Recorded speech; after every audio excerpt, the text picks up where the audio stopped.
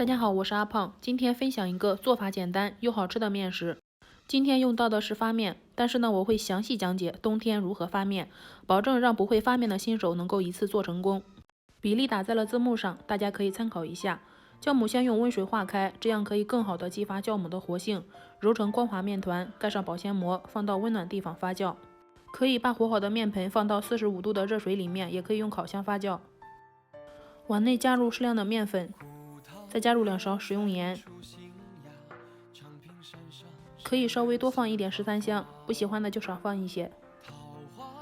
把烧好的热油倒进去，调一个油酥，搅拌均匀备用。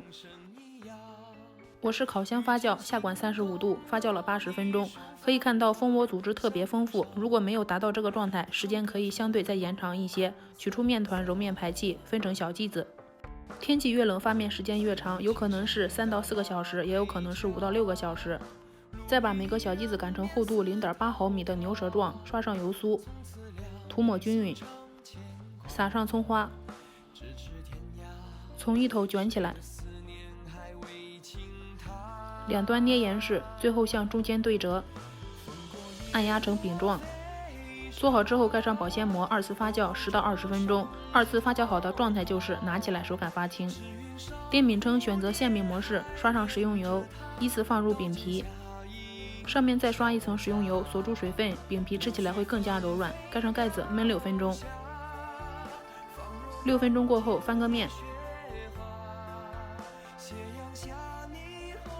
合上盖子再焖2分钟。